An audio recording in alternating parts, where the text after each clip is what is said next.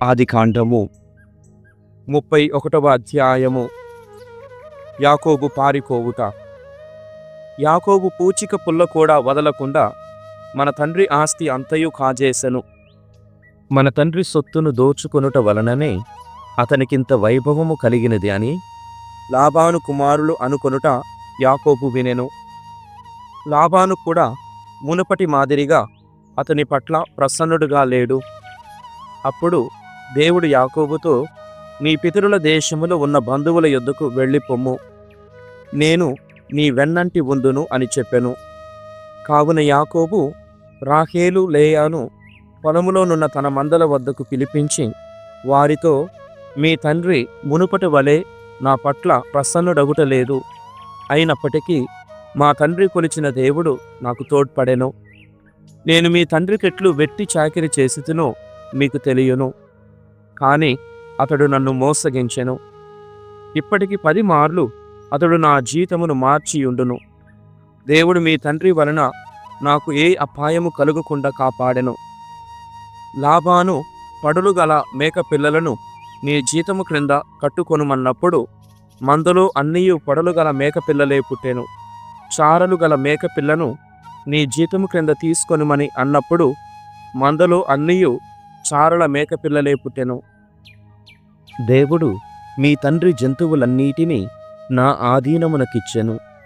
మందలు ఎదైన ఋతువులో నాకు ఒక కల వచ్చెను. నేను కన్నెత్తి చూచితిని, మందలలోని ఆడు జంతువులను దాటుచున్న కోతులకు చారలు కాని మచ్చలు కాని పొడలు కాని ఉండెను.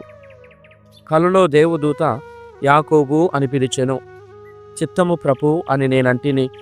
అంతట దేవదూత, అదిగో చూడుము, మందలోని మేకలను గొర్రెలను దాటుచున్న పోతులకు చారలు కాని మచ్చలు కాని పొడలు కాని ఉన్నవి. లాబాను నీకెంత అపకారము చేసెనో చూచి నేనే ఈ పని చేసితిని. నీవు స్తంభమునకు తైలాభిషేకము చేసి మ్రొక్కుకొన్న బేతేలులో నీకు ప్రత్యక్షమైన దేవుడను నేనే. వెంటనే ఈ దేశము విడిచి నీ పుట్టిన చోటికి తిరిగి పొమ్మనెను అని చెప్పెను. రాహేలు లేయా యాకోబుతో, మాకిక తండ్రి ఇంటిలో పాలు పంపకము లేవు. అతడు మమ్ము మాత్రము కాని వారినిగా చూడడా? మా తండ్రి మమ్ము విక్రయించి వచ్చిన సొమ్మంతయు హానే మింగెను. దేవుడు మా తండ్రి చేతికి చిక్కకుండా చేసిన సొమ్మంతయు మాది, మా పిల్లలది. కావున దేవుడు చెప్పినట్లే చేయుము అనిరి. యాకోబు వెంటనే తన కొడుకులను ఇల్లాండ్రనందరను ఒంటెల మీదకెక్కించెను. వస్తు వాహనములను ప్రోగు చేసుకుని పద్దనారాములో గడించిన గొర్రెల మందలను మేకల గుంపులను పశు సమూహమును తోలుకొని కనానులోనున్న తండ్రి ఈసాకు కడకు బయలుదేరెను. లాబాను గొర్రెల ఉన్ని కత్తెర వేయించుటకు వెళ్ళెను. అప్పుడు రాహేలు తండ్రికి చెందిన గృహదేవతా విగ్రహములను దొంగిలించెను. తన ప్రయాణము మాట రహస్యముగా ఉంచి యాకోబు అరమీయుడకు లాబానును మోసగించెను. తనకు ఉన్నదంతయు చంకబెట్టుకొని యాకోబు పారిపోయెను. అతడు యూఫ్రటీసు నదిని దాటి పర్వతమయమైన గిలాదు వైపుగా వెళ్ళిపోయెను. లాబాను యాకోబును వెంటాడుట. 3 రోజుల తరువాత లాబాను యాకోబు పారిపోయినన్న మాట వినెను. అతడు చుట్టపక్కాలను వెంటబెట్టుకొని పోయి 7 రోజుల పాటు యాకోబును వెంటాడి చివరకు అతనిని గిలాదు కొండ మీద పట్టుకొనెను. కాని ఆ రాత్రి దేవుడు అతనికి కలలో కనపడి, జాగ్రత్త, యాకోబునకు ఏమాత్రము హాని చేయవలదు అని అరమీయుడగు లాబానును హెచ్చరించెను. లాబాను పట్టుకొన్నప్పుడు యాకోబు గిలాదు కొండ నేలలో గుడారములు వేసుకొని ఉండెను. ఆ కొండ నేల యందే లాబాను కూడా చుట్టపక్కాలతో గుడారములెత్తెను. లాబాను యాకోబుతో, ఇది ఏమి పని? నీవు నన్ను మోసగించుతివి. కత్తితో చెరపట్టిన వారి మాదిరిగా నా కుమార్తెలను తీసుకొని వచ్చితివి. నాతో చెప్పకుండా గుట్టుగా పారిపోయి వచ్చితివేలా? నాకు తెలిసి ఉండున నిన్ను సంతోషముగా మేళ తాళములతో సాగనింపి ఉండెడి వాడను కదా. నీవు వచ్చినప్పుడు నా కుమార్తెలను వారి బిడ్డలను కడసారిగానైనా ముద్దాడనీయలేదు. వారితో ఒక్క మాటైనా మాటాడనీయలేదు. ఎంత తెలివి తక్కువ పని చేస్తివి. నీకు కీడు చేయుట నాకును చేతనగును. కానీ నిన్న రాత్రి మీ తండ్రి ఇలవేల్పు నాతో మాట్లాడినప్పుడు జాగ్రత్త, యాకోబుతో మంచి గాని చెడు కాని మాట్లాడవలదు అని హెచ్చరించెను. ఇంటి మీద బెంగ పుట్టినచో నీవు నీ తండ్రి ఇంటికి మరలిపోయేదువుగాక. కాని నా దేవతలను దొంగిలించితివేళ అనెను.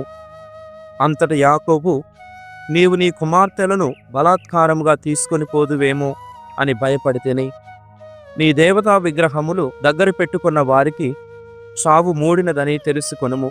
ఇదిగో, ఇక్కడ ఉన్న మన వారందరూ సాక్షులుగా ఉందురు. నీదేదైనా పూచిక పుల్లంతా నా దగ్గర ఉన్నచో తిరిగి తీసుకొనుము అనెను. రాహేలు దేవతా విగ్రహములను దొంగిలించినదని యాకోబునకు తెలియదు. లాబాను లేయా యాకోబుల గుడారములు, దాసీ స్త్రీల గుడారములు వెదకను. అతనికేమీ కనబడలేదు. అతడు లేయా గుడారము నుండి రాహేలు గుడారమునకు వెళ్ళెను. రాహేలు దేవతా విగ్రహములను తీసుకొని పోయి ఒంటె జీను కింద పెట్టి దానిమీద కూర్చుండి ఉండెను. లాబాను కంట ఒత్తి పెట్టుకొని గుడారమంతయు వెతికెను. కాని అతనికేమీ దొరకలేదు. అంతట రాహేలు తండ్రితో, అయ్యా, నీ ముందు లేచి నిలబడలేదని తప్పు పట్టకుము, నేను కడగా ఉంటిని అనెను. ఎంత వెదికినను లాబాను గృహదేవతా విగ్రహములను కనుగొనలేకపోయెను. యాకోబునకు వడలు మండుకొని పోయెను. అతడు లాబానును మందలించుచు, నేను చేసిన తప్పేమి? నేను ఏ పాపము చేసితినని నీవు నురుగులు గ్రక్కుకొనుచు వచ్చి నన్ను వెంటాడితివి? నీ గృహ సామగ్రిలోని వస్తువు ఒక్కటి అయినా నీ కన్నులకు కనబడినదా? కనబడినచో ఇదిగో, నా వారు నీ వారు అందరూ ఇక్కడనే ఉన్నారు కదా, వీరి ముందు పెట్టుము. వీరే మనకిద్దరకు తగిన తీర్పు చెప్పెదరు. నేను నీ దగ్గరనున్న 20 ఏండ్లలో ఏనాడును నీ గొర్రెలలో నీ మేకలలో ఒక్కటి కూడా పట్టుకొని పోలేదు. నీ మంద పొట్టేళ్లను నేను తినలేదు. క్రూర మృగముల వాతబడిన జంతువును ఒక్కదానిని కూడా నేను నీ ఎదుటికి తీసుకుని రాలేదు. నేనే ఆ నష్టము పెట్టుకొంటిని. పగలు కాని రేయి కాని ఎవరు దేనిని దొంగిలించినను నీవు వెంటనే నష్టపరిహారము పుచ్చుకొంటివి. పగలు నిప్పులు చెరుగు ఎండకు మాడిపోయి తిని, రేయి మూడ మంచునకు ముద్దయిపోతిని. ఏనాడు కంటి మీద కొనుకు పడలేదు. ఈ రీతిగా 20 ఏండ్ల పాటు నీ ఇంటిలో పడి ఉంటిని. నీ కుమార్తెలిద్దరి కొరకు 14 ఏండ్లు బండ చాకిరి చేసి తిని, నీ మందల కొరకు 6 ఏండ్లు వడలు గుల్ల చేసుకుంటిని. నీవు 10 పర్యాయములైన నా జీతము మార్చియుందువు. మా తండ్రి దేవుడు, అబ్రహాము దేవుడు, ఈసాకు కొలిచిన దేవుడు నాకు తోడ్పడకున్నా నీవు నన్ను వట్టి చేతులతో పంపిడి వాడవే. దేవుడు నా కాయ కష్టమును నా బాధలను చూసి గత రాత్రి నిన్ను మందలించెను అనెను. లాబాను యాకోబుల వడంబడిక.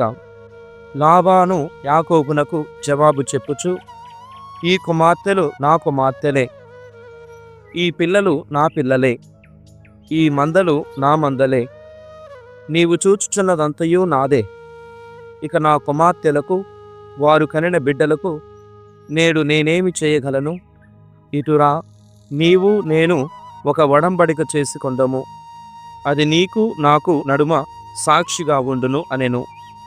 అందుచే యాకోబు ఒక పెద్ద రాతిని తీసుకొని దానిని స్తంభముగా నిలబెట్టెను. అప్పుడు అతడు రాళ్ళు ప్రోగు చెయ్యుడని తన వారికి చెప్పెను. వారు రాళ్ళు తెచ్చి కుప్ప చేసిరి. దాని దగ్గరనే వారు కలసి భోజనములు చేసిరి. లాబాను దానికి యగార్ సహదూత అను పేరు పెట్టగా, యాకోబు గలేదు అని పేరు పెట్టెను. అంతట లాబాను, ఈ కుప్పయే నాకు నీకు నడుమ సాక్షిగా ఉండును అనెను. ఈ కారణము చేత దానికి గలేదు అని పేరుకొచ్చెను.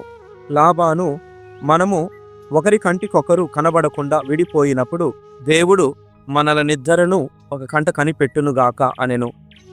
కావుననే ఆ తావునకు మిస్పా అను పేరు వచ్చెను. అతడు యాకోబుతో, నీవు నా కుమార్తెలను నేలబెట్టి కాలరాచినను ఎవరు చూచుట లేదు కదా అని ఇతర స్త్రీలను పెండ్లాడినను దేవుడు నీకు నాకు నడుమ సాక్షిగా ఉండునుగాక అనెను. లాబాను యాకోబుతో ఇంకను మాట్లాడుచు, నీకు నాకు నడుమ నేను పేర్చిన ఈ కుప్పను చూడుము, నేను నిలిపిన ఈ స్తంభమును చూడుము. ఈ కుప్ప ఒక సాక్షి, ఈ స్తంభము మరొక సాక్షి. నీకు హాని చేయుటకు నేను ఈ కుప్ప దాటి నీ వైపు రాను, నీవును నాకు కీడు చేయుటకు ఈ కుప్పను ఈ స్తంభమును దాటి ఈవలకు రావలదు. అబ్రహాము దేవుడు నాహోరు దేవుడు మనకు తీర్పరి అయి ఉండును అనెను. యాకోబు మా తండ్రి ఈసాకు కొలిచిన దేవుని తోడు అని ప్రమాణం చేసెను. అతడు ఆ కొండ మీదనే బలి అర్పించుటకు ఒక జంతువును వధించెను. తన వారిని విందునకు పిలిచెను. వారందరూ కలిసి విందు ఆరగించి కొండ మీదనే ఆ రాత్రి గడిపిరి. లాబాను మరునాడు తెల్లవారుజామున లేచి కుమార్తెలను వారి బిడ్డలను ముద్దాడి దీవించి ఇంటికి తిరిగి వెళ్ళెను. 32వ అధ్యాయము. అంతట యాకోబు ప్రయాణము సాగించుచుండగా త్రోవలో దేవదూతలు అతనికి ఎదురొచ్చిరి. యాకోబు వారిని చూచి, ఇది దేవుని సైన్యము అని పలికెను.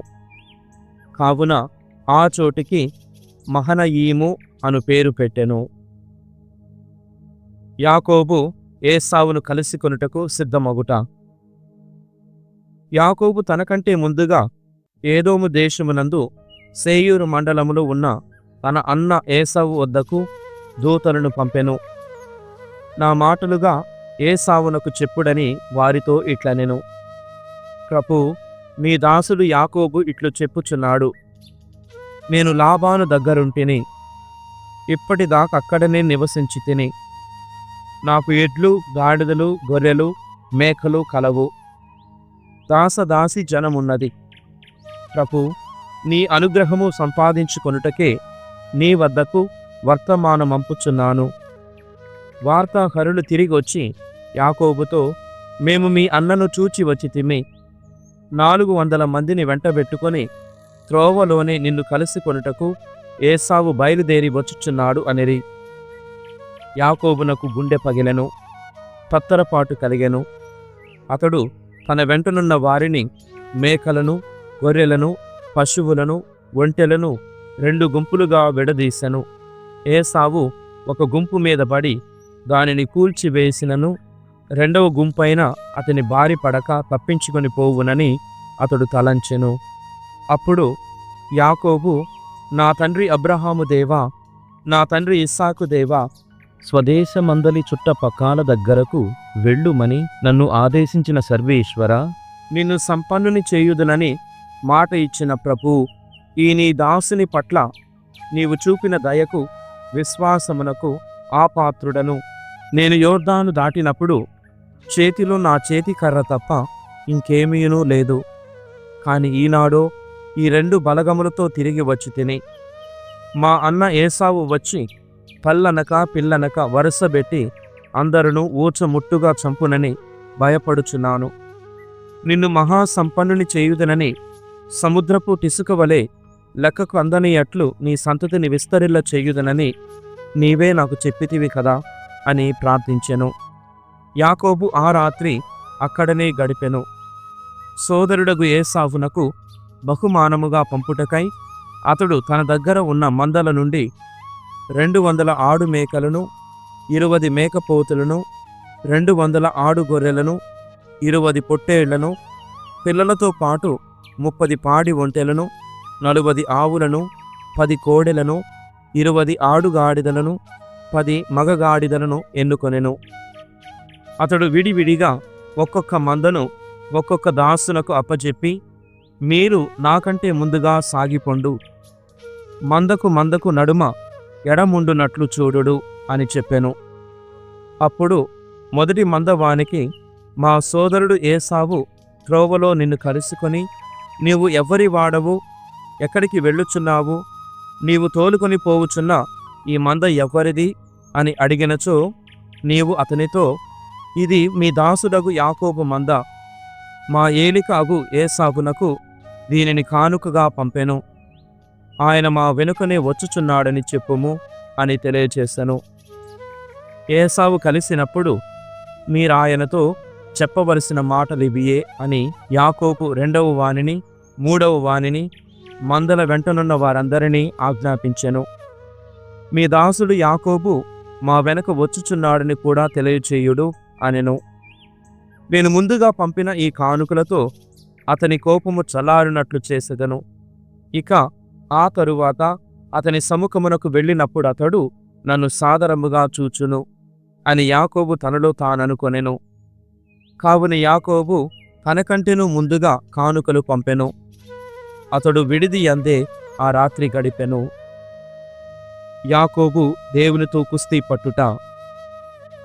యాకోబు రాత్రి వేళ లేచి తన భార్యలను ఇద్దరను, దాసీ స్త్రీలను ఇద్దరను, కొడుకులను 11 వెంటబెట్టుకొని పోయి యబ్బోకు రేవు దాటెను. యాకోబు వారిని తీసుకొని పోయి ఏరు దాటించిన తరువాత తనకున్నదంతయు ఏటి ఆవలి ఒడ్డునకు చేర్పించెను. ఇక యాకోబు ఒక్కడే మిగిలిపోయెను.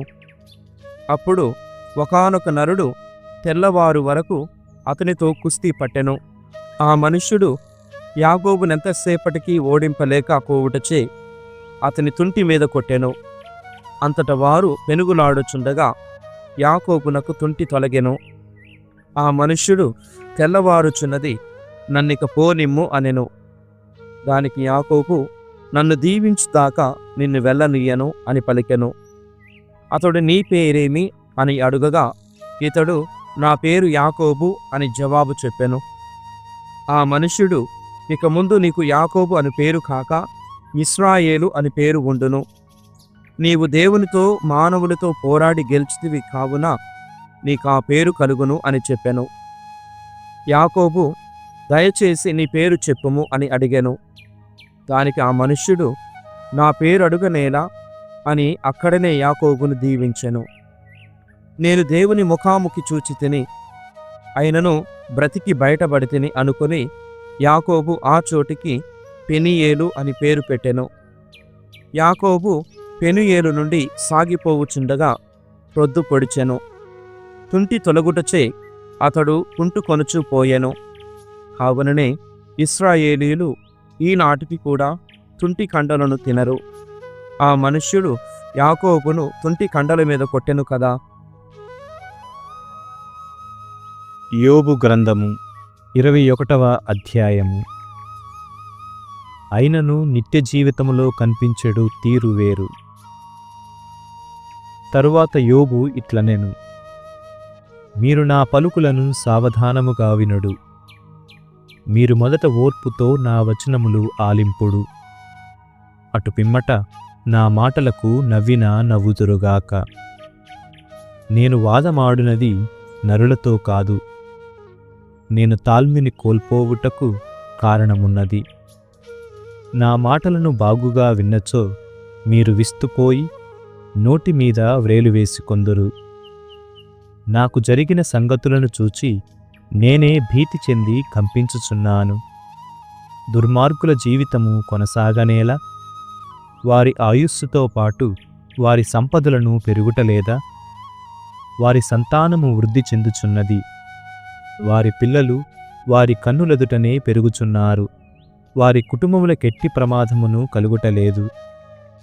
దేవుని దండము వారి మీద పడుటలేదు.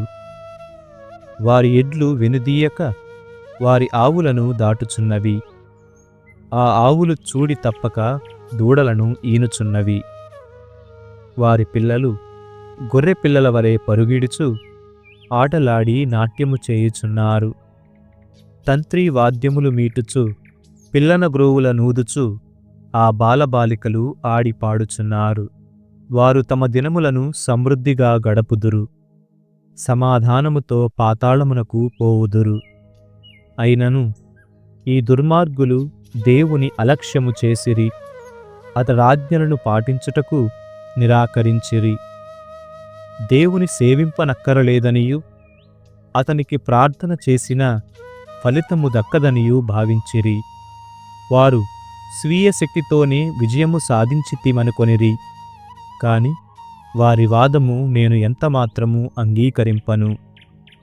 అయినను తరచుగా దుర్జనుల దీపము ఆరిపోదేలా, వారికి వినాశము దాపురింపదేలా, దైవకోపము వారిని నాశము చేయదేలా, వారు గాలికి గడ్డిపోచవలే, సుడిగాలికి కళ్ళములోని పొట్టువలే కుట్టుకొని పోరేలా, దేవుడు తండ్రి తప్పులకు తనయుని శిక్షించునని మీ వాదము.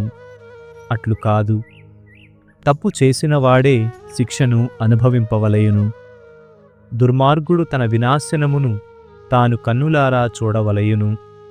దేవుని కోపాగ్నికి తాను స్వయముగా గురికావలయును. నరుడు చనిపోయిన తరువాత తన తనయులు సౌఖ్యముగా ఉన్నారా లేదా అని విచారించున. కాని మనము దేవునికి బోధ చేయునంతటి వారలమా? అతడు దేవదూతలకు కూడా తీర్పు విధించును కదా. కొందరు చనిపోవు వరకును ఆరోగ్యముగా నుందురు, సంతోషముగా కాలము వెళ్ళబుచ్చుచు కండబలముతో పుష్టిగా ఉండి నిరాయాసముగా కడన ప్రాణము విడతురు. కాని కొందరు సుఖములకు నోచుకోక సంతాపముతో ప్రాణములు విడనాడుదురు. అయినను ఆ ఇరు తెగల వారిని ప్రక్కప్రక్కనే పాతిపెట్టెదరు. ఆ రెండు వర్గముల వారిని అవే పురుగులు తినివేయును. మీ మనసులో ఏమేమి భావములు మెదలుచున్నవో, మీరు నాతో ఏమేమి వాదింపగోరెదరో నేనెరుగుదును. పేరు ప్రఖ్యాతులతో విరిగిపోవువాని భవనమేమైనది, పాపి నివాసము ఇప్పుడెచ్చటనున్నది అని మీరడుగుదురు. మీరు దేశదేశములు తిరుగు ప్రయాణికులతో మాటలాడలేదా? వారి కథనమును వినియుండలేదా? దేవుడు నరులను కోపించి శిక్షించునప్పుడు దుర్మార్గుని మాత్రము వదిలివేయునా? కనుక దుష్టుని నిలదీసి అడుగువాడెవడునూ లేడు. అతని దుష్కార్యములకు తగినట్లుగా అతనికి బుద్ధి చెప్పువాడునూ లేడు. వాడు సమాధికి తేబడినప్పుడు వాని సమాధి చెంత కావలి ఉందురు.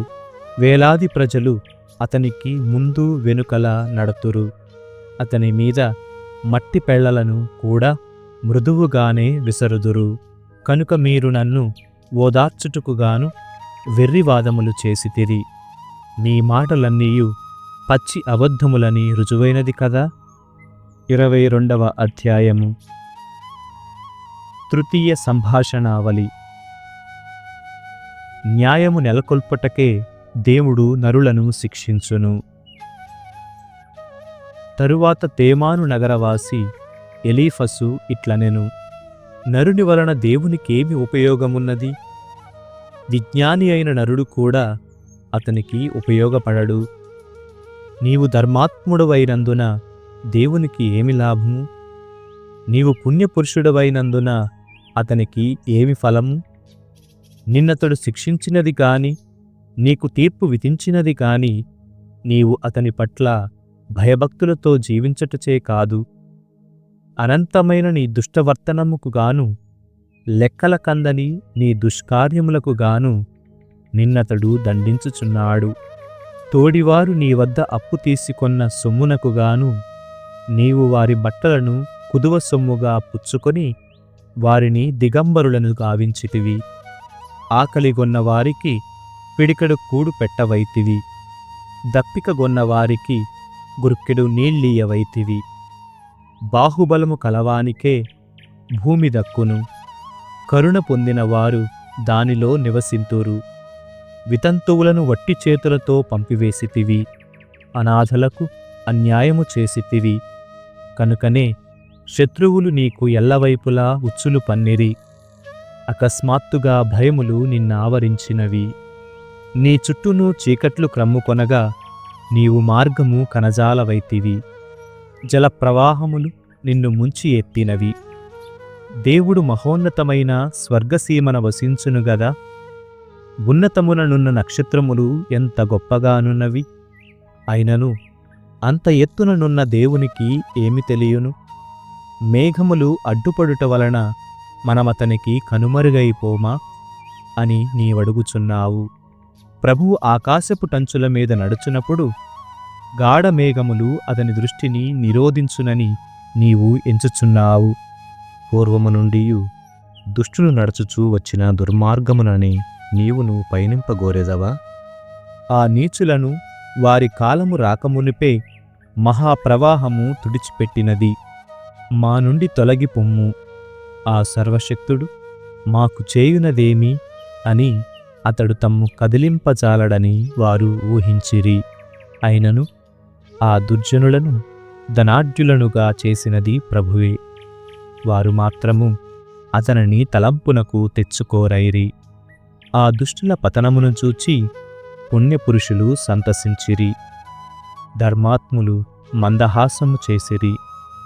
వారి విరోధులు నిశ్చయముగా దూరమైరి. వారి సొత్తంతయు బుగ్గి అయినది అనిరి.